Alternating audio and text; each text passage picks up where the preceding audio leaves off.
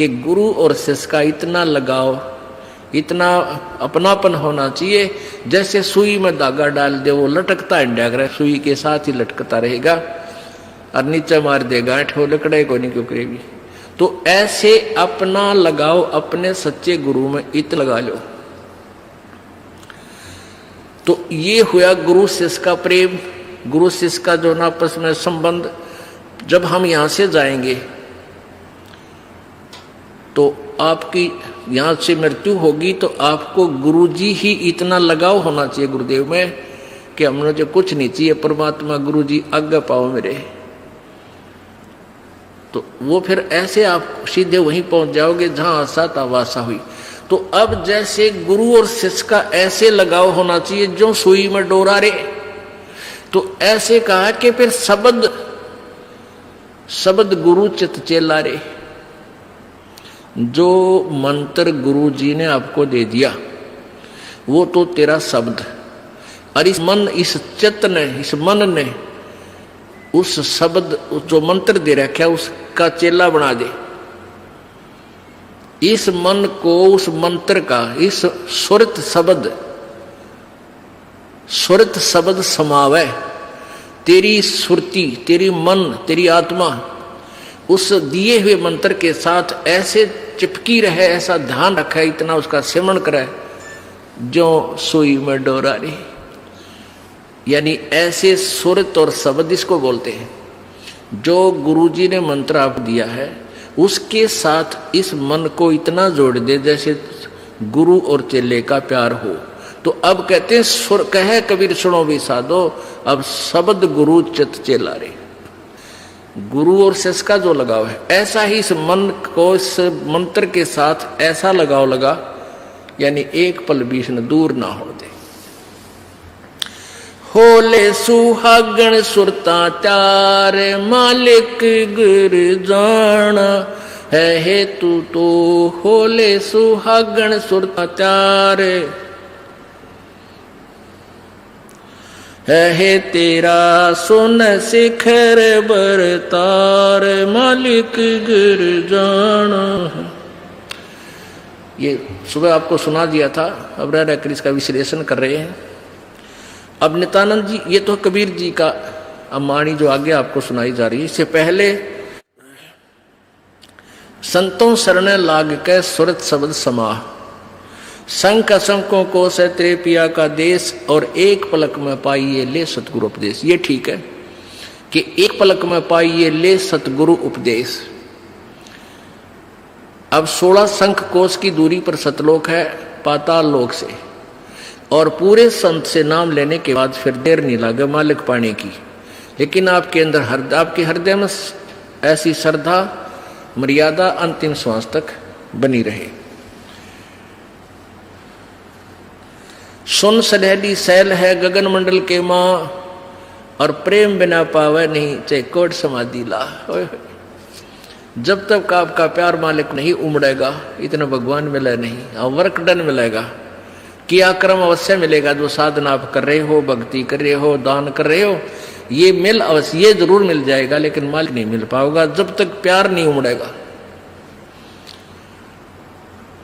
अब कैसे प्यार कैसे उमड़ेगा भाई? जैसे सूरज के आगे बदरा ऐसे कर्म सयारे। भाई प्रेम की पवन करे चित मंजन, फिर जल के तेज नयारे।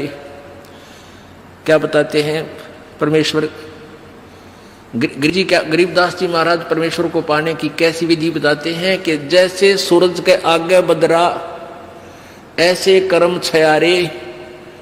हमारे पाप कर्मों की छाया आत्मा और परमात्मा के बीच में ऐसी होगी जैसे सूरज के सामने घनघोर घटा छा जाती है। वो घटा, फिर वो बादल कैसे वहां से दूर होते हैं। तेज हवा चलती है तो बादलों को तितर बितर कर देती है, और सूर्य का प्रकाश फिर ज्यों का त्यों समक्ष होता है। तो ऐसे कहते हैं कि हम आत्मा और परमात्मा के बीच में जो पाप कर्म रूपी जो बादल हैं उनको कैसे दूर फेंका जाए, कैसे छांटा जाए, कैसे खत्म किया जाए। जैसे सूरज के आगे बदरा ऐसे कर्म छयारे, प्रेम की पवन करे चितवंजन झलक तेज नयारे। प्रेम की पवन, इन पाप कर्मों को काटने का, इनके हटने का क्या लक्षण होता है। आपको यहाँ बुलाया जाता है, ज्ञान सुनाया जाता है, आप जी को मंत्र दिए जाते हैं, आप जी को प्रेरित करके आपके हाथों से 2 पैसे दान करवाए जाते हैं, दंडवत प्रणाम कराई जाती है। इस सब का उद्देश्य है कि आपका हृदय इतना विनम्र हो कि परमात्मा की चर्चा चल की आंखों से आंसू की धारा बह जा, दरिया बह निकले, चर्चा चले एकांत में बैठ के या कहीं चर्चा चले दाता की, रह कर आंखों में आंसू आने लग जाएंगे। जब मालिक की चर्चा चलेगी तो समझो आपके पाप कर्मों के बादल कटन लागे। जैसे सूरज के आगे बदरा ऐसे कर्म छयारे, ये प्रेम की पवन करे चितमंजन फिर झलक तेज नयारे। तो यहां नित्यानंद जी भी इसी का समर्थन कर रहे हैं। सुन सलैली गैल है गगन मंडल के मां, बिना प्रेम पावे नहीं चाहे करोड़ समाधि ला। और जब तक मालिक में प्यार नहीं होगा, उसकी चर्चा सुनते ही आत्मा में ये झड़ नहीं लगेगा आंसुओं का,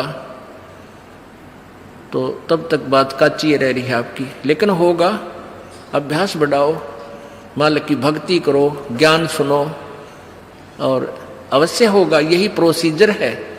किसी के घने बादल हैं, किसी के थोड़े घने हैं, वह भी इसी तरीके से हटेंगे, हवा चलती रहेगी, धीरे धीरे उनको इधर उधर कर दी।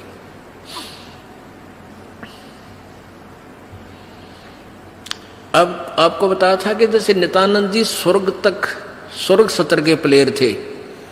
अब जैसे डिस्ट्रिक्ट लेवल पर यानी जिला स्तर पर बच्चे खिलाड़ी खेल खेलते हैं, नियम वही होते हैं उनकी एक ही जैसे, और जो राज्य स्तर पर खेलते हैं उनके भी नियम वही होते हैं, लेकिन लाभ गणा होता है।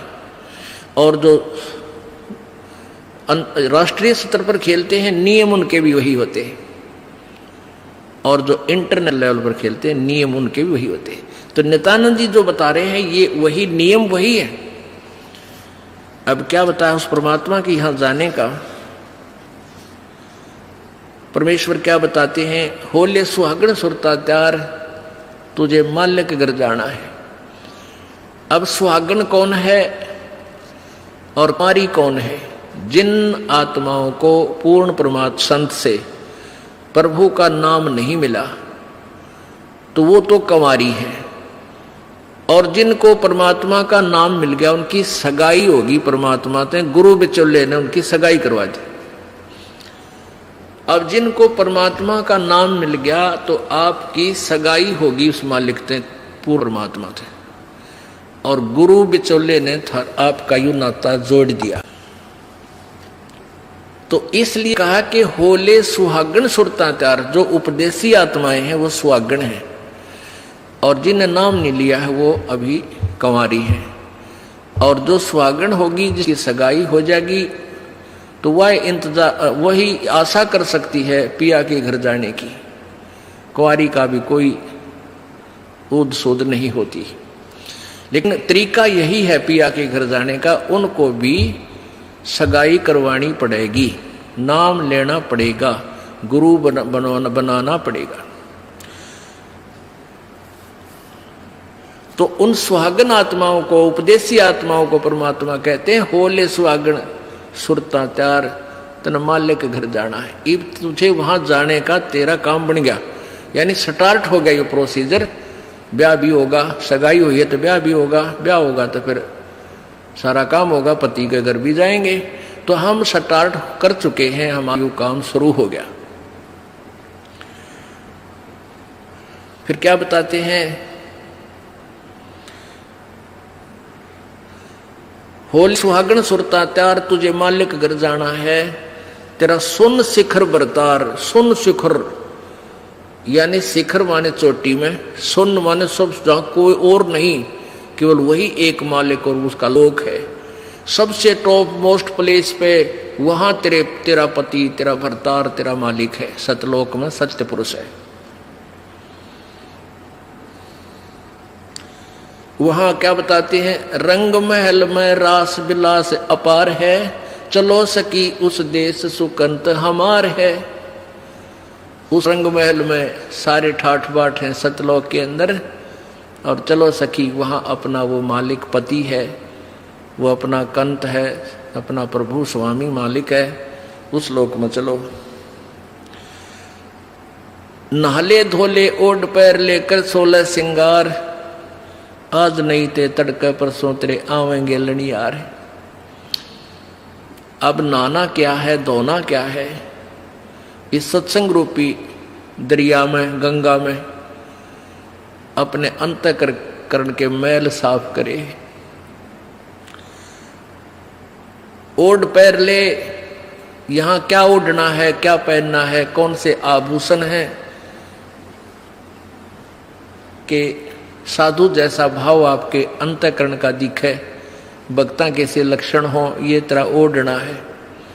और सील, संतोष, विवेक, दया भाव हैं, ये इस प्रकार के 16 तरह आभूषण है जो एक जैसे लड़कियां वैसे ही उदाहरण देने पड़ते हैं उन्हीं के आधार से। लड़कियां शादी जब हो जाती है तो आभूषण पहनती हैं इसलिए कि तू अपने पति को अच्छी लगेगी। तो परमात्मा हमारा पति है, वो हम उसको कैसे अच्छे लगेंगे जब हमारे ये आभूषण होंगे, नम्रता होगी, दया होगी, शील, संतोष, विवेक से हम चलेंगे, किसी की आत्मा नहीं दुखावेंगे, हैं, दान धर्म करेंगे, सेवा करेंगे, तो तब उस मालिक को हम अच्छे लगेंगे, पसंद होंगे, तब वो हमें स्वीकार करेगा। और सुमन, ध्यान, भक्ति, ये पांचों यज्ञ करके अपनी कमाई करके अपना दहेज बना ले। फिर क्या बताते हैं, आज नहीं तो तड़के परसों, या अब तेरा कभी ना कभी जाने का समय अवश्य आएगा। तेरे साथ की कितनी जाली तो क्यों लारी वार, और गुड़िया खेलत न जन्म खो दिया, लाया नहीं विचार। पहले हम बालक से थे, आजकल तो वो सारा छूट गया प्रोसीजर, तो मॉडर्न सिस्टम हो गया, बालक खेल भी गेला, कंप्यूटर तो खेल रहे हैं। पहले क्या था, हम छोटे छोटे बालक थे, उस समय जैसे दहेज देते थे लड़कियों को, तो उनका के देश था, ऐसे कोई क्या करते थे, लड़की को भेजना होता था तो उसके लिए कपड़े लाते, तो उसको क्या बताया जाता था कि इसको आगे वाली इसकी जो ना सास, ननंद, पितृ और आसपास की जितनी लेना देना होता है, तो उनकी न्यों क्या करते, 40 तीड़ अग्निया की लाइयो, 40 सूट। तीड़ तना समझते होंगे आजकल के बच्चे, पहला घाघरा हुआ करता है सब बारह, और उसको ऊपर एक कुर्ता, एक चुंदड़ी, उसने तिल बोलिया करते। तो न्यों क्या करते, ये 40, और पहले दिखा करते उसको भेजने से पहले लड़की को, गांव की औरतें आती थी गीत गाती हुई, और वो देखा करती, ये 40 तगलियां की हैं, ये 20 पछलियां की हैं, ये फलानियां की हैं, ये छोरी की हैं, ये दूसरे ससुरे की हैं, तो ऐसे बताते थे। तो वो छोटी लड़कियां होती थी ना, छोटी छोटी, पहले स्कूल स्काल कोई जाता नहीं था, वो अपने में टाइम पास कराया करती, कहता गोबर बिटोड़ा करती ना। फिर वो छोटी होती तो क्या करती थी, वो छोटे छोटे टुकड़े कपड़े सिलने के बाद दर्जियों पास हो जाते थे, उन इकट्ठे कर लेती और उनके ऐसी सतह बनता करके, और 40 तन्यारी गिणकर दगाल लेती, एक गठड़ी बांध कर उसमें, और 20 न्यारी धर लेती, न्यों का, और एक गुड़िया बना लेती, एक खिलौना बना लेती, एक गुड़िया सी खिलौने की स्त्री सी, और उस गुड़िया ने फिर गेला गुड़िया ने बांध देती गिठड़ी में, ये इसकी तीड़ अगलियां की, ये पछलियां की, और वो होते ही इतने चीथड़े कपड़े टुकड़े से, और उनमें तो दूसरा कोई भाई या बहन उसी के लेवल का, 1-2 साल बड़ा छोटा, और एक आधा टुकड़ा निकाल लेता ना उसकी तीड़ मत है, उस गठड़ी मत है, वो पोटली बांध रही थी वह, तो वह रोन लग जाती वह लड़की, अरे मेरी तीड़ काट ली, पापीटा रोवर रोटी नहीं खावे, और ओढ़ चीथड़े ने वह तीड़ बांध रही, वो सूट बांध रही पूरा, तो बालक थी। और जब उस बेटी वाली लड़की बड़ी हो जाती है, युवा हो जाती है, और फिर उसका ब्याह हो जाता है, उसका शादी हो जाती है, विवाह हो जाता है, फिर उसको वो ओरिजिनल तिल मिल रहा है, वास्तविक तिल मिल रहे हैं, उसने वो सूट मिल लेंगे 10-20 जो भी उसके होते थे, तो फिर वह गुडिया लाना खेला है, क्योंकि वह सैनी होगी, वो मैच्योर होगी। तो पुण्यात्माओं, परमात्मा हमें क्या बताना चाहते हैं कि तुम यहाँ जो बेटा बेटी कार कोठी संपत्ति जोड़ने में जो तुम खेल खेल रहे हो, ये गुडिया वाला खेल है। और जब आप इतने मैच्योर हो जाओगे, आपका ज्ञान इतना स्वस्थ हो जाएगा, आपको ये पता लग जाएगा कि ये सब नकली सांग है, झूठा सुख है, अस्थायी टेम्परेरी रिलेशन है हमारा यहाँ पर, और हमारा स्थान सतलोक में है।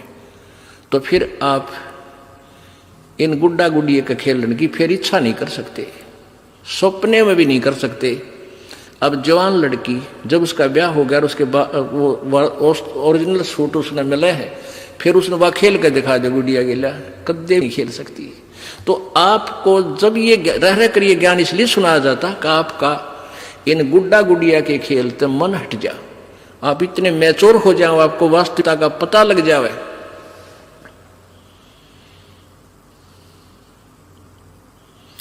तेरे साथ किए कितनी जाली, तू क्यों लारी वार, गुड़िया खेलत जन्म गवाया, लाया है नहीं विचार, मालिक के घर जाना है। कितने ते गुड़िया खेल खेल जन्म खो दिया अपना सारा, ये कार कोठी बेटा बेटियां की जोड़ तोड़ में लगा रहा। अब उस सच्चाई से परिचित हो, फिर पुनः इन गुड़िया से नहीं खेलेंगे। अब तो चलो हैं, अब का जावे कहाँ, फिर भक्ति से ज्ञान से और कुछ ही समय दिनों में ऐसा समाधान आपका प्रभु कर देगा। बालक बच्चे भी आपके भगवान से डरने वाले, महात्मा की भक्ति करने वाले होंगे, और कुछ दिनों में आपको फ्री कर देगा प्रभु। अब भक्ति करें, बच्चे इतने बुद्धिमान समझदार हो जाएंगे, भगवान से डरने वाले होंगे कि भी माता पिता ने अपना पूरा काम कर दिया, अभी इनको डिस्टर्ब ना करो। और वो परमात्मा विश्वास करने वाले होंगे कि भी हमारा किया हमें मालिक जरूर देगा। तो इस प्रकार आपको फिर यहाँ से निकालने का एक सुअवसर परमात्मा देगा, और तभी आपका मोक्ष संभव है। तो ये परमात्मा ही करवाएगा, अपने इसके चरणों में पड़ा रहना है। कैसे?